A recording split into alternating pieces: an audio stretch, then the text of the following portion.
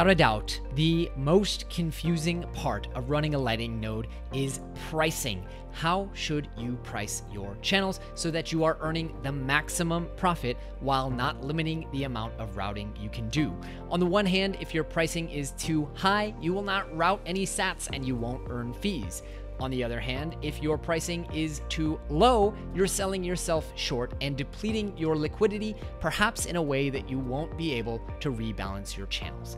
So many beginners find themselves curious, lost, confused, or frustrated around the pricing of their Lightning node and Lightning routing channels. And that's why I wanted to do today's episode and video with one of my friends who has spent the most time thinking about Lightning Network, thinking about pricing, and thinking about the complexities behind getting the pricing right. Now, there are a lot of different opinions and a lot of different schools of thought currently on how to properly price your Lightning Network channels. And in this podcast / interview / video, we talk about all of the prevailing thoughts and ideas, the pros and cons of each, and ultimately how you should design the best pricing strategy for your routing node to earn the most fees, route the most sats, and be able to profitably rebalance your channels. So, without further ado, allow me to introduce you to Dr. Carsten Otto.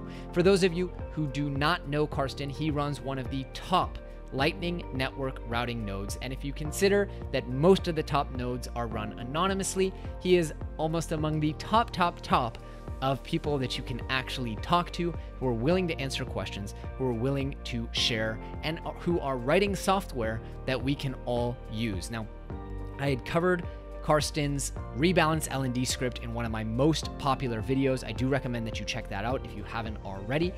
But in this video, we talk more about Carsten's pricing strategy, what he has learned over the last 3 years of running a Lightning node before many of us had even heard of Lightning Network, and how he currently runs his node based on the available information we have today. I know you're going to take away a ton of really actionable and practical tips that you can use to better run your Lightning routing node. So if you enjoy this video, please make sure to like, subscribe, share, and leave a comment below letting us know what you learned. Without any further ado, here's Carsten.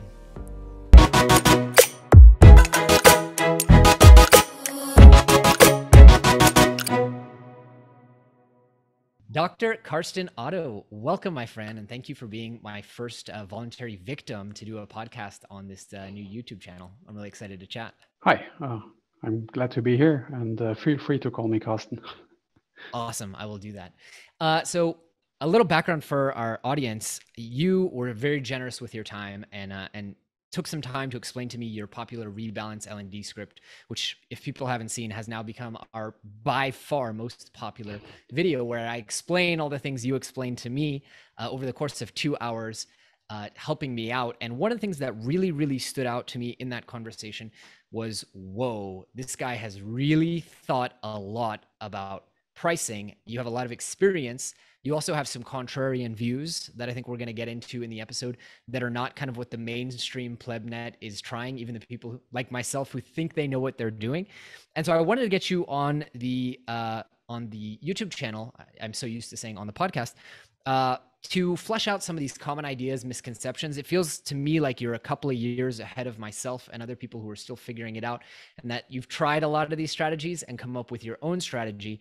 And so I felt like it was a great way to just cover the last couple of years of history of Lightning Network ecosystem, figuring it out and explaining where we stand today, what the best practices are for pricing when it comes to your Lightning Network routing node. So that's a very long setup, but I'm really excited to talk about that today.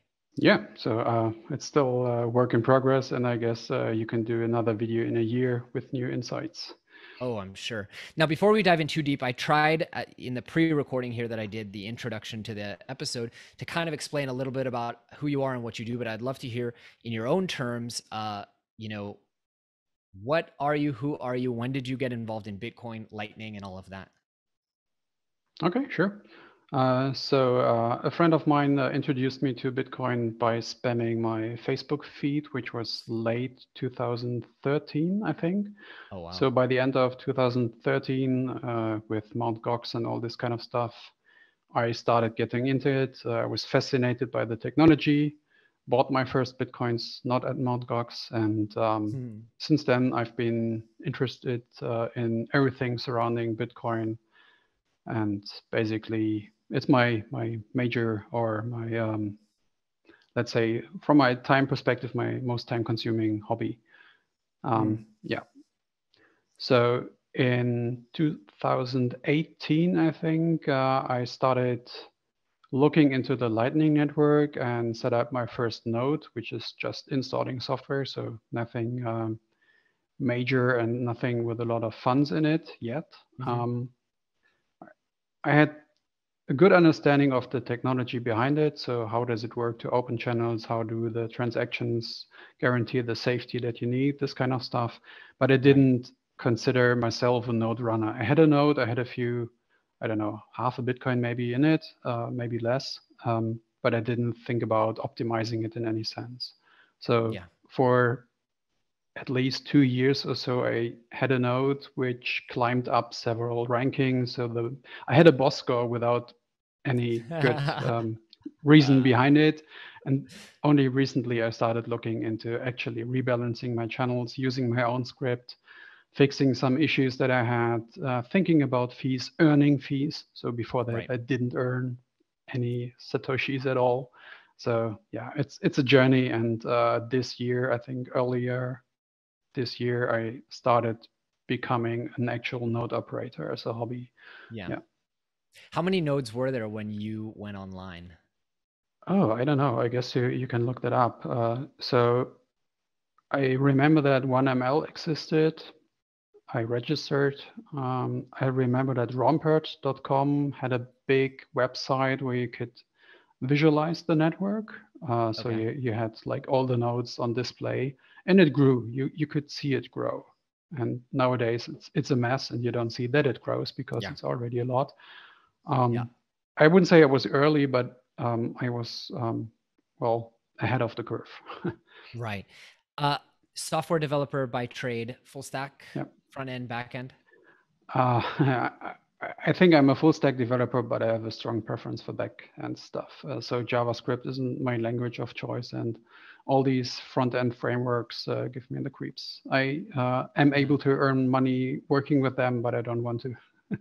Got you.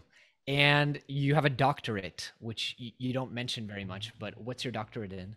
Yeah, so before I started working as a software engineer, I did my PhD in computer science, and it is theoretical computer science. So nothing that is easy to explain, nothing that is useful in the real world. But the gist of it is you want to analyze programs, and after the analysis is done, you want to have some kind of result. And in my case, the result was the program that I just analyzed always terminates, no matter what you provide as an input. Or I can guarantee that there's no infinite loop, this kind of stuff. And Hmm. if you know theoretical computer science, it's a hard problem. It's a problem you can't decide. There's no perfect solution for that. So there's ongoing research, and for certain algorithms, it makes Hmm. a lot of sense to have these kinds of results. So if you're Very NASA, cool. or if you do medical products with algorithms, this is more important than your off-the-shelf software. You don't need this kind of analysis nowadays. Really, really interesting. And do you feel like that influenced your decision to join the kind of Bitcoin ecosystem, or it's just a coincidence that you were really interested in all that is Bitcoin? I would say that there's some common ground. I'm a fan of facts, of hard knowledge, Okay. of maths, of proofs, of Hmm. let's say, I'm not a fan of uncertainty. So if you think about rational numbers, like, I don't know, a square root of 2, and then you do all kinds of curves, this is not my thing. I like discrete mathematics. I like Yeah. formulas where you just shift stuff around, and you can basically get a grip of it. Um, Symbolic computation, this kind of stuff. And I also think that Bitcoin and what happens behind it is closer to my interests than a lot of other things I've seen. So it's hard to put Two into things words. to say there. Bitcoin takes, I think, I'm not a computer scientist, but I think Bitcoin takes computer science to the level of art. I mean, I've heard Saifedan Amos, I never know how to pronounce his name, compare the proof of work of the blockchain to the pyramids. And it's true for in terms of the computing power and computer science that has been done. I mean, it's like the pyramids to look at this blockchain. And the second thing is, as I mentioned before, I've done like 400 podcast episodes in my other life. So I already know to identify the quotable cards that are going to be great for social media. And one of them you already just said, which is I'm not a fan of uncertainty, which I think speaks so well to so many Bitcoiners. There's depth there. Carsten, I want to get us onto the main topic of our conversation. And thank you for sharing so much about your biography. Pricing on Lightning, when you first start out, there's a default that your node will set for its channel price. And you kind of tend to think like 100, that's a good square round number, and one base fee. And that seems to be the default, I think, on LND. And as you dig deeper, you realize nobody knows what the hell they're doing. You are all figuring it out. And every person you talk to, you and I are in a group with 20 or 30 people, all of them top 100 terminal web. I mean, I think between all of us, you're talking about over 100 BTC in Lightning capacity. And almost each and every one of us have a slightly different strategy and slightly different idea. Why is this so confusing? Why haven't we figured out something that just works in an environment and an ecosystem like Bitcoin, where on the main layer, we know how everything works? There is no uncertainty left in the Bitcoin main chain. We know until 2140, we know what's going to happen. Why don't we understand? Why haven't we figured this out for Lightning? I think because you're looking at two things. The first is make it work from a technical perspective, and the second thing is make it work from an economical perspective. And if you only think about Bitcoin, you have, I don't know, 10 minutes per block. A block is 1 megabyte, this kind of stuff. These are numbers, and these work from a technical point of view, but there is nothing in the algorithm that tells us how much a Bitcoin is worth. This is something we have to decide by buying, or selling, how much a transaction should cost. Exactly. So the algorithm just specifies it's important for miners to get fees. Otherwise, they won't do it, or whatever the reason is. But the algorithms don't tell us how much a fee should be, how much you should pay for a kilobyte of transactions. So this is something the market has to decide. And the same thing happens in the Lightning Network. So the Lightning Network requires node operators to invest Bitcoin or to have a hot wallet, to provide a service, to have a risk and provide hardware, which is what I'm doing basically. I want to get paid for that to recoup my my losses, or let's say my costs. And your risk. But your risk. Yeah, that would be nice for the future. Yeah, I mean, that to me is the biggest yet. thing. I don't mind the liquidity so much. To me, the reason I want to earn rounding fees is one, opportunity costs, because today you have these services like Celsius, BlockFi, whatever, that you could earn 6%. And that's a significant opportunity cost if you're already going to go the route of not securing your Bitcoin in cold storage. And the second thing is risk. I mean, I think those of us who are savvy enough to run a Lightning node are also savvy enough to know that our Bitcoin should be in cold storage with multi-sig. I know you and I are both that way, in case anyone's thinking of $5 wrenching us. Cold storage, multiple signatures, distribute it, and yet we keep some Bitcoin on our node, and there's significant risk involved in that. That's true. So who's going to pay for that? Sorry, I cut you off.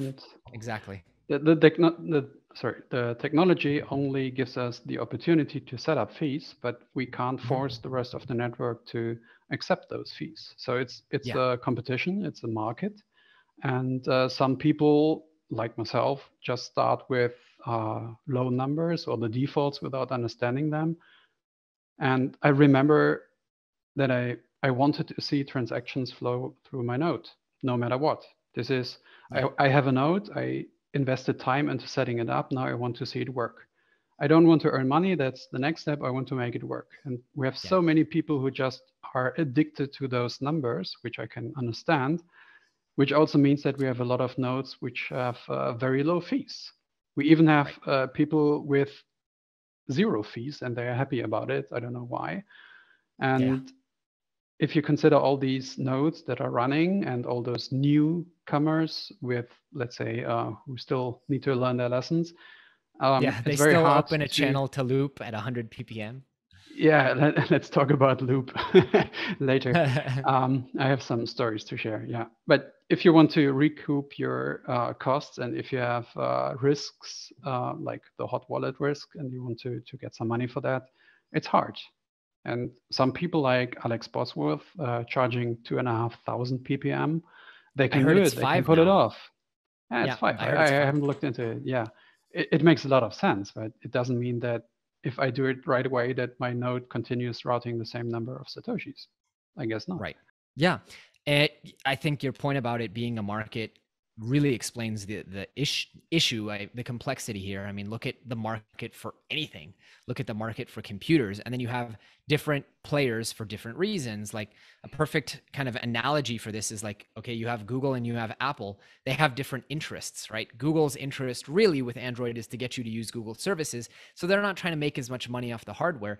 Apple wants to make as much money. And so that's analogous to people who are running a routing node for altruistic reasons. And there are a lot of them, as you said, 0 base fee, 0 fee, or people who are just happy to earn 100 ppm, who are running their node for different reasons than someone like our mutual friend AZ Hodl, who's like, I'm in this to earn as much Bitcoin as I can as fast as possible because I'm retired, and his whole story that we won't get into too much. But so you have different market interests. You have a mix of altruism and a mix of profit motive.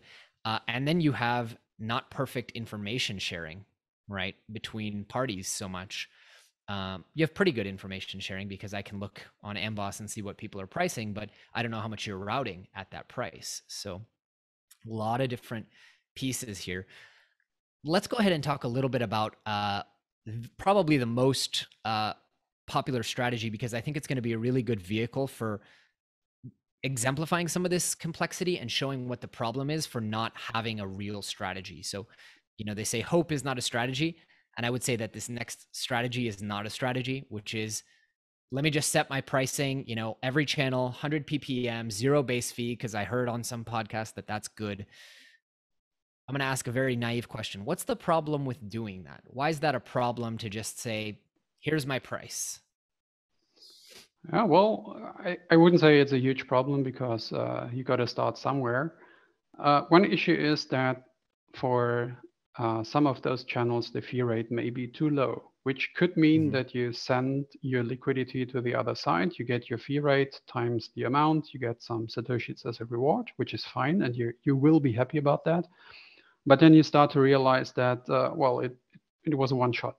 You can't pull those funds back. You can't rebalance the channel unless you pay extra for that.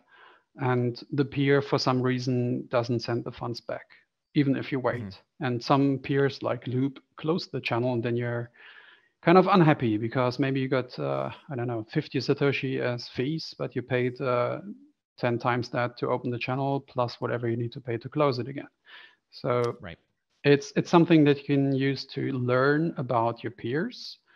And after, let's say, a couple of days or weeks, you have some intuition. Is it too much? Because, well, if you charge too much and nothing happens, you just lower your fees and try again. But if you charge less than others are charging, and if there's demand for that peer and you have inbound liquidity, then your channel will be basically useless, and you have to try again with another fee, with a higher fee. So I would say if you start with some fee that you just, I don't know, come up with by random chance, or if you believe in like the number 100 is fine, just give it a try, but then you need to learn and adapt. Yeah. And there's a risk there. And I would say this is the first big action item. I want to try and draw out big takeaways for people and action items. So we've had one big takeaway, which is even, you know, the greats, people who are running the top routing nodes are still figuring this stuff out. And I think even Alex Bosworth himself is still to some extent figuring this out.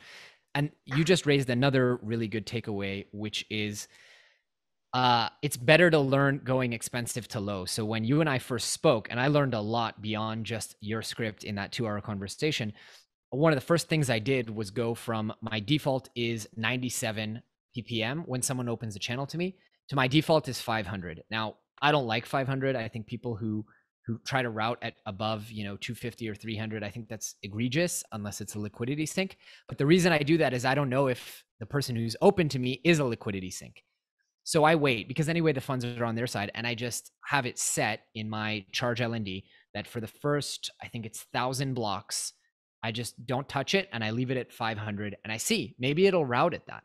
And then I've learned a valuable data point.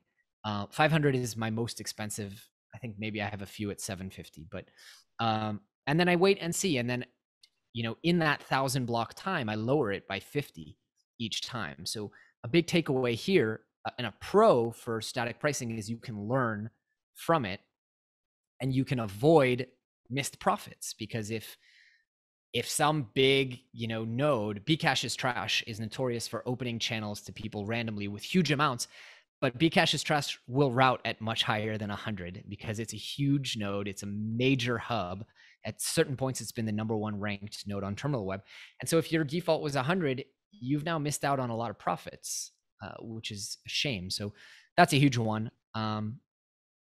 Yeah. And by the way, the con is the same. I mean, the con, if your static pricing is not right, you miss out on routing or you miss out on profits. One thing is, if someone else opens a channel to you, most of the time you don't have any funds on your side, so it doesn't matter what you do. In my case, I even disable my side of the channel until I get some funds on my side, because I can't route. I can accept everything, but the fee rate for the funds that I accept are those of other channels. So it doesn't really matter for channels that are open to me, unless lots of funds come in right afterwards. But that didn't happen so far. So most of the times I'm concerned about fees for channels that I open myself, which is why my node has a default fee rate of, I think, 10,000 ppm, which is way too much. Yeah. And then my script kicks in, and my script lowers that to, well, some more reasonable numbers, and it goes down from the top. And yeah, it doesn't make a lot of sense to start with a static fee that is too low. And if you have a static fee that's too high, that's not a problem. You just don't get anything in return. Right. Aside from the knowledge that it's too much.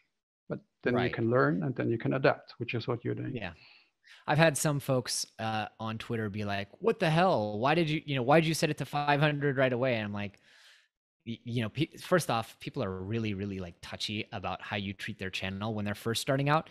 I think after you've had 50 channels close on you, you take it a lot less personally. But also, you know, this is one of those things that it's like, okay, I'm polling. I'm kind of like putting my finger up in the air and figuring out, like, can this route it 500 or 450 or 400? And eventually it settles, you know, which I think is a good segue into dynamic pricing. So I've done a video previously on Charge LND, which if people haven't seen it, watch that video. But it's a software that'll allow you to automatically set your channel pricing. And it doesn't necessarily have to be dynamic. You can tell it things like, hey, if this node has more than 100 channels, price like this. Because, you know, they're a big player and I don't want to get screwed. Or, you know, every time I open a channel to loop, automatically set it this way. But it also does proportional. For example, it can match other people's pricing, or you can say, hey, as it goes from all the way on my side to all the way on the other side, reprice every time. So start at 50, when a little bit moves, make it 55, 60, and you can set it in certain hops. Now, I was surprised to discover, Carsten, you're not a fan of this, and you have a really good reasoning why. Yeah, so let me start off with, I did not write Charge LND. The name is very similar to Rebalance LND, which I wrote. And I think the code base, so Charge LND is basically a copy of some parts of Rebalance LND, which is fine. So it looks similar. It has a similar name. It's in a similar, well, it's for LND. but it's not mine. So yeah. Yeah. I think it's a great tool in the sense that it does what it's supposed to be doing, but I don't think that proportional fees are the best fee policy you could have. So Right. it doesn't help if your channel is unable to route. So if all the funds are on the remote side, and you can help by increasing your fees to deter people from pushing out your last Satoshis to the other side. Right. And that's a great concept. But this, I think, is only the start, let's say, one of the ideas you should be having. I don't like the fact that of all the Satoshis you have in your channel, you charge different fees basically depending on its position in the channel. And if you think about it, Yep. all the Satoshis are worth the same. They provide some kind of benefit because you have instant transactions to the remote party, let's say Bitfinex, some kind of exchange, which is something people want to pay for. And they don't care if it's the last Satoshi or if your channel is completely full and it's the first Satoshi. So Correct. in a sense, if you're able to charge, let's say 1000 ppm, just do that. Now, you need to make sure that you will be able to continue routing after a while, which means that you should find some way of rebalancing your channel or keep it from drying out. And looking at the balance is, I would say, half of the puzzle. But it helps to also consider how active the channel is. So for example, I'm much more likely to lower my fees for a channel that is basically idle because my peer is not as attractive, Right. or the channel is not as attractive. Then I need to charge less because I have lots of competition. Right. But if the channel is active and I'm forwarding, I don't know, millions and millions of Satoshis every minute or day or whatever, why would I lower my fees? There's no benefit for me. Which Now I want is, to cover yeah. what you said, both those things, because they're both huge ideas that took me a while to chew on. The first one, basically, that the issue is if the channel can route at 500, it's a real shame to route it 100, 110, 120, all the way up to 500. So in that sense, if you're going to monitor every single routing event, Charge LND could be a good way to learn, right? And figure out like, okay, that last Satoshi, because I think the logic people have is like, okay, I want to stay at balance. And if you want to push me out of balance, you're going to have to pay for it. But your point, which is a very valid point, is like, they're going to pay the same price, whether it's in balance or out of balance. So you're making less. And in a sense, what you could do if you want to earn to learn, so to speak, right? Because with the method of lowering pricing, you're not earning to learn. And with Charge LND, you can tell it, hey, start at 50, go up to 500, and figure out when that channel stops routing. If you wanted to export it to a spreadsheet or something and say, hey, what was that last routing event? Maybe go one or two below, because there's always exceptions in averages, and say, hey, consistently I'm able to route at 289. So this is 289. I think that's a really valuable pro of something like Charge LND, which is you can earn to learn. But the second point you made, and this is maybe something we should reach out to, I think we're both in another group with the creator of Charge LND, is what if you could just reprice based on traffic and say, hey, if this channel hasn't routed in, everything in Bitcoin is in blocks, right? So if this channel hasn't routed anything in over 500 blocks, lower my price by 10 until it starts routing again. And that would be really, really powerful. If that were the way it works, would you use it? I don't think I would use it because I have my own script now, but it would certainly help. And I opened an issue just about that early May this year, so half a year ago. And well, it's rather hard to implement. If you think about a balanced channel and you have some kind of fee rate for the middle, perfectly balanced channel, then basically you're by increasing fees, if you go below your perfectly balanced channel, so if you go below 50% on your side, you're basically telling all the others, I don't want to route anymore, please stop. And why do you have this half of the channel sitting idle or being too expensive, being above market price? Right. So I would To say, me, that's like it's like having a store and having half the inventory not be for sale.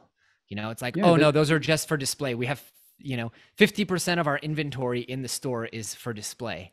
It makes no sense. If it's there, it has a cost to sitting there in that channel. Use it, you yeah, know?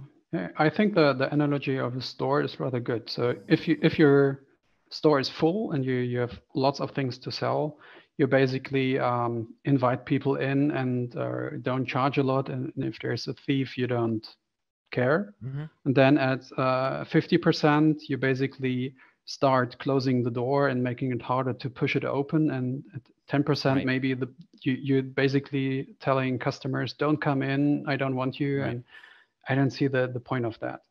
So there might be Very true. situations where you actually where you need to keep some kind of balance. No, I don't see why. So even if it's hard to rebalance, why would you want to keep the satoshis on your side? The True. main purpose of those is to be sent out at Right. whatever Because price you don't is earn on appropriate. them being on your side, and you don't earn on Yeah, getting them to your exactly. side. Yeah, You want to yeah, push as much out as possible. I mean, in an ideal world, you want to have an outbound liquidity problem because that means you have leveraged every satoshi. I mean, so exactly. So I, I I think think for me, the perfect situation would be no matter what the balance is, I send out everything I have. So my channel is empty. I get the highest fee rate possible. And then afterwards, I'm able to pull those Satoshis back to my side so that the right, cycle can continue. Either right, because my peer is sending to me, like organic flow, the perfect world example, or by rebalances where I pay for that. right. I was Um, gonna say your strategy really only works if you can rebalance, and I think it's heavily influenced by the fact that you've created a rebalancing script that knows how much I'm going to earn and make sure that all my rebalances are profitable. Because if not, and I think this is where Charge LND comes into play, is it's trying to deal with uncertainty. Because it's like, hey, I really want my channels balanced and I don't know what's going to happen if they're going to come back and forth. Charge LND kind of behaves as if rebalancing is not an option. And therefore, I want to charge a premium as you move me out of balance. But now yeah, that I mean, as you say, rebalance LND existed before, but now that more people are learning to rebalance, especially because 7,000 of them have already seen the video I did on your rebalancing script, I think it's a reality where like any charging script needs to account for flow because there's so much rebalancing happening. Since I did that video, I don't know about you, but since I did that video, I watched my Telegram notifications and it just half the people that I'm peered with are sending me, 5 identical transactions in the span of 2 minutes. Just it seems like I feel like that one video has increased the entire traffic of the Lightning Network by like 20 or 30%. I see lots of So, rebalance transactions, but yeah, it's getting more and more. oh yeah. Maybe a fun example to get the point across. I have a channel to loop, which has 90 something percent on my side, Well, meaning it's good because loop never sends to me. That's not what correct. loop does nowadays. So I have a high fee rate, and every time I send funds to loop, I charge the high fee rate. And then immediately my rebalance script kicks in and tries to send those Satoshis back to me. And this could mean that I only make, I don't know, 20% of my original fees. So if I consider the costs, which is fine because those 20% are free, essentially. And if you now consider that my challenge is very, very imbalanced, this could also mean that I want to decrease the fee rate Right. to get closer to the balanced Right. 50-50%. But I don't want that. I want as much traffic as possible, as much as I can sustain. So I want to Yeah. send at a high fee rate as long as I can rebalance the channel, which more or less works. Is that something that's available to other people? The script that based on one transaction you run rebalance LND, or that's something that you wrote for yourself? I run rebalance LND every 20 seconds. So you don't need to consider transactions. You just need to do it often enough. It doesn't hurt to wait a couple of minutes. And Holy crap. yeah, But but you every need to 20 try. seconds it checks. It checks. It doesn't actually run an attempt to rebalance every 20 seconds. every 20 seconds, I check all my channels that are worth it, which is not all of the Right. channels. I check if they need rebalancing. So if they have very little on my side or not everything in the case of Loop, because for Loop I have a special strategy. And then it just attempts to rebalance a single channel or a single peer. Got it. So, okay. So it's not actually polling LND every 20 seconds for all your channels, obviously. well, it is. It is checking all my channels for the local balance and then trying to rebalance Right. one of them. Sorry. What I mean is it's not probing the network. Wrong term. It's not probing If the it doesn't need network, to. but essentially it is, because I always have some channel that is not balanced. So you could rebalance every 20 seconds is what's happening on your node. I'm trying to, yeah. I guess if it Jeez. works every time, I don't need to do it again for a couple of hours. But I remember you telling me don't run this more than every 3 hours. I said that because in your situation, you didn't impose an upper limit. Got And it. you Got would it. essentially, first of all, you would have many instances in your machine consuming memory, crashing the machine. Right. Potentially, Right. this could happen. And the other issue is that you might not rebalance, but instead just pull in more and more funds until you're full. And the recent version of Rebalance NND has an, let's say, an upper limit or some switches where you can tell, I only need, let's say, 2 million. Yeah, I only need 2 million on my side, and if I already have that, just abort, and that's it. Which is basically what I'm doing. Updated video. That's a really good segue into the next popular strategy, which is human judgment. I know you do this. I know AZ Hodl does this. And this strategy is one where you look at what's happening on your node, whether you use scripts to run reports or Telegram bot. I know I look at the Telegram bot and see, what's happening, what am I routing at? Certain channels I take note of that they're routing too much, if you will, meaning my pricing is probably too low.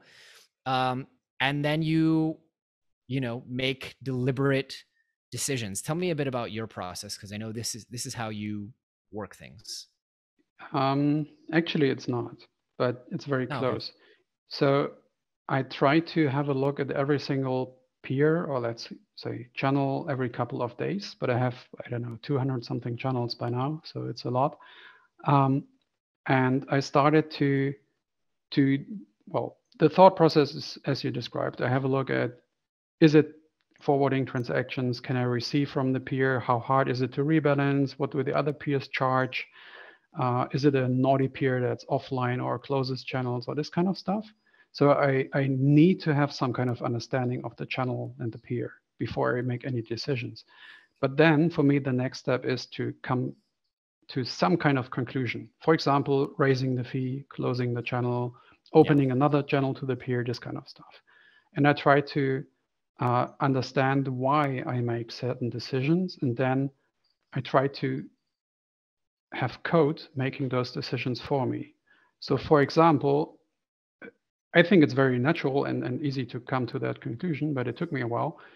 If a channel, for whatever fee rate it is, has a lot on my side, but didn't forward for a couple of days, not a single Satoshi, then I know that my fee rate is too high. Right. Either because I'm charging too much, I'm greedy, or because the peer is just crap. Could be any of those, could be both. But it doesn't help if I don't lower the fees. So I lower the fees, and then I wait again.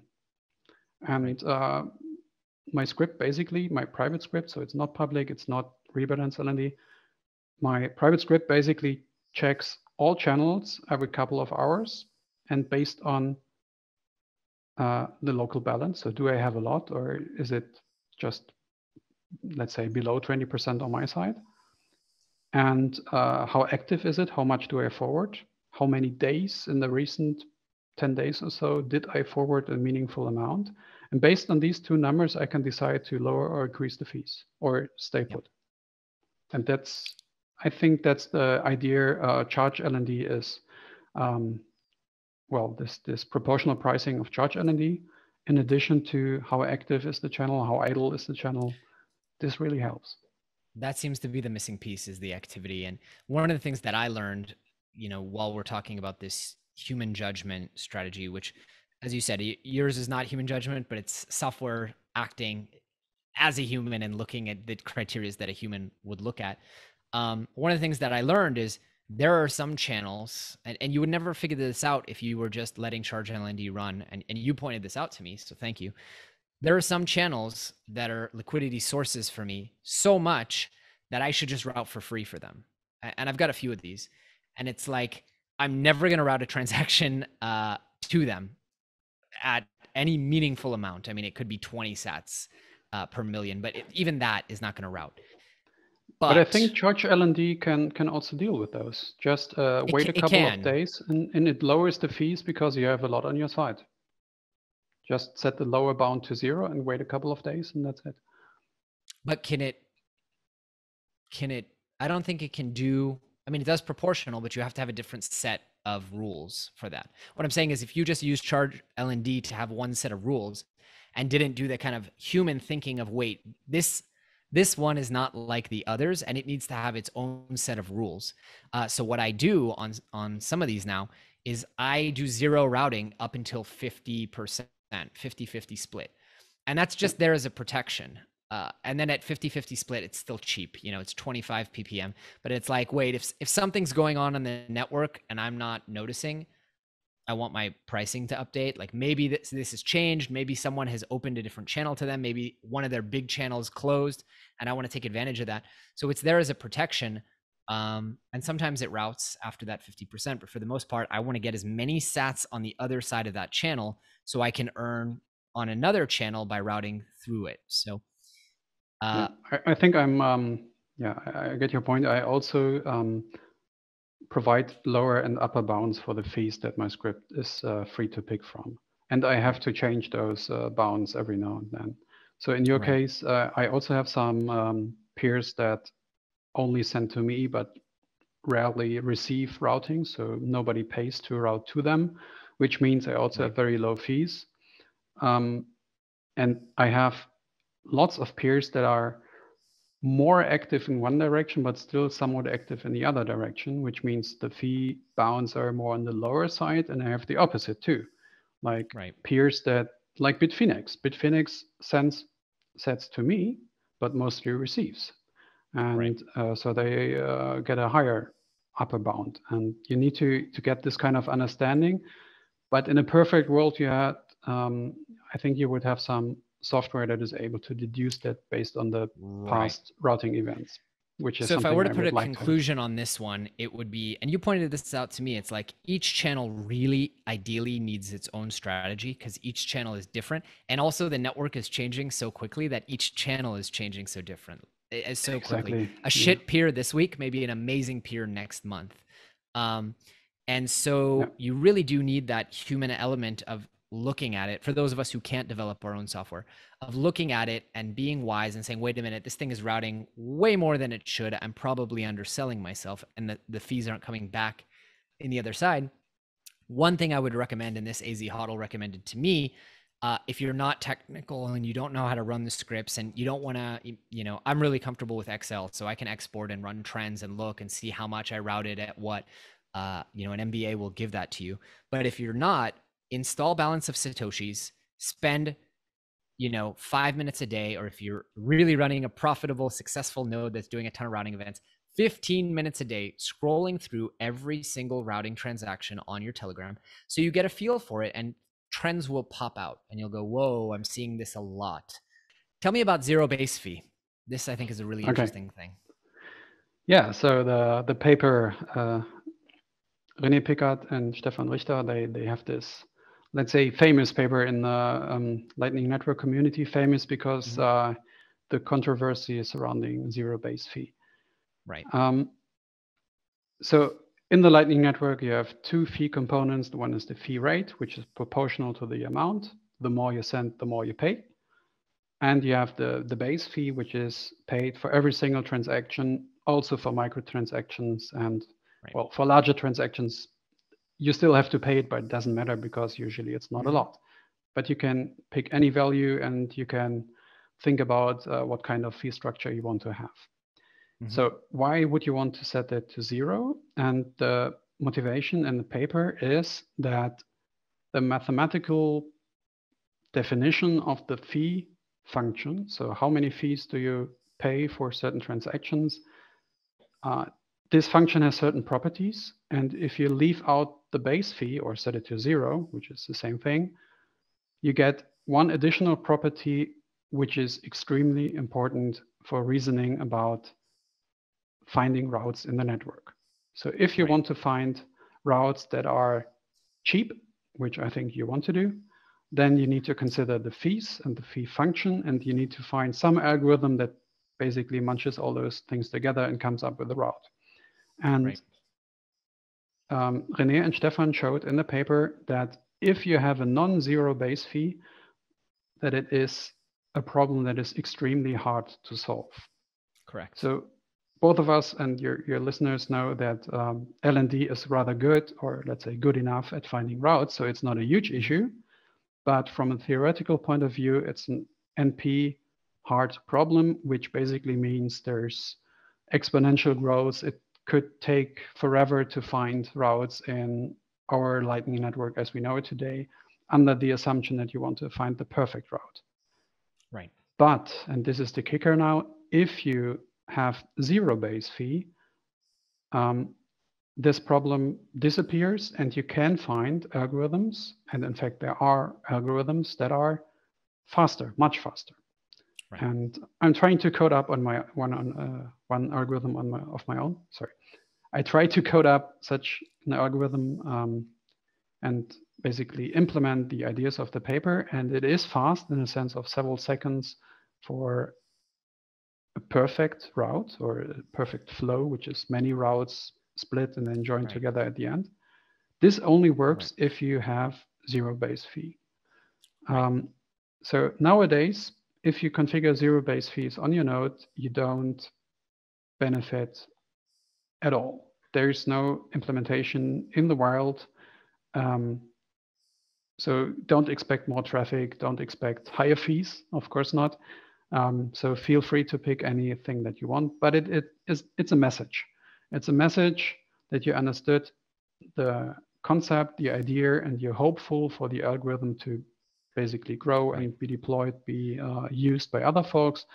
And if the algorithm in some way or different implementations come to be, then it will only select nodes and channels with a zero base fee. Right. And it's important to note that this really becomes important for pick-hard payments or multi-path payments, where one payment can be split and go. I don't know if you mentioned that, but this really makes sense when you want to send large transactions and you want to take 15 different routes and then rejoin them. Yeah, sorry, I was only talking about that because if you don't split the payment, it's a different problem. It's an easier problem, and you don't need to consider base fees or the zero base fees for that. Yeah. So if you want to send large amounts over the Lightning Network, you need to split it. And the main idea is to send several pieces through large channels and join them in the end. But you have to consider the channel sizes, the probabilities, the fees, and all this kind of stuff, which is where zero base fee helps coming up with an algorithm that solves the job in decent time. John, just one addition. There are some ideas how non-zero base fees could work with pick-out payments, but well, it's a very promising idea, I would say, but it's future work. So far, the implementations that we came up with for pick-out payments are not fast enough, not good enough, not stable enough. So it's ongoing research, ongoing experiments. Very cool. Carsten, I know I've once again abused your generosity of time here, so I want to bring us to a close. But before, I'd like for us to summarize up what we've discussed today. I mean, we talked about some of the problems with different strategies, some of the pros of different strategies, and kind of I think the big takeaway is you need to look at this, and I've heard Alex Bosworth say this as well, you need to look at this as running a business. And you wouldn't willy-nilly invest in things in your business or change your pricing strategy without some thought and experimentation. So whether you try one of the different strategies we've talked about today, at the end of the day, what you need to be doing is learning and taking note and incrementally improving and figuring it out for yourself. I mean, hopefully more and more people will publish their findings and share their experiences like you and I have here today. But we're still at a point where people need to figure things out. And that doesn't mean that you can't draw on the experience of people who have already figured some stuff out, as Carsten has. There's no one right answer yet. And so we could continue doing these videos every 6 months, I think, and come out with new conclusions to add on to the pyramid of knowledge that has come before. But I think one big takeaway is that this is complicated. It's a complicated problem to which there are many solutions that right now seem plausible. But all of the best solutions involve thinking and using data and using experimentation to find the right pricing strategy for you. And no one pricing strategy is going to be right for every node, for every channel. And even further, your pricing strategy for Bitfinex might be different from my pricing strategy from Bitfinex based on my interests, my opportunity costs, my living expenses, and how many peers I have. So this really is an individual. There's no one size fits all, and data and experimentation matter here. Absolutely. Before I let you go, Carsten, I want to ask you one quick question, which is, you're someone who's building for Bitcoin and for Lightning Network. What most excites you about the future of Bitcoin? I would say people actually using it. So not you and me, not nerds, people on the street, maybe in El Salvador, I don't care where it is, people who just make use of the possibilities. So the Lightning Network is able to transmit, I don't know, millions, billions, whatever transactions per second. Yeah. Just, we need people, we need businesses, we need use cases. It works. Yes. There are some issues, of course, but I want to see a future where people do something on their phone, on their computer, and it uses the Lightning Network, it uses Bitcoin, and people are happy, have less fees than they pay nowadays, and it's instant. Amazing. I want to see that in practice. Yeah. Yeah. Well, awesome. And you are certainly doing your part to make Lightning Network more usable and accessible. I'm definitely trying with my limited technical skill set to make it more accessible to people so more people will use it. Carsten, I want to thank you so much once again for your time, for your generosity, for everything you do for the community, because you are so generous sharing your scripts and resources and thoughts and ideas. So thank you, and keep doing what you do. I will. Thanks for having me. Thanks for watching this video. If you've enjoyed, please make sure to subscribe. I'm putting out all kinds of new content to help educate and train the latest generation of honey badgers, and I would love your suggestions in the comments below.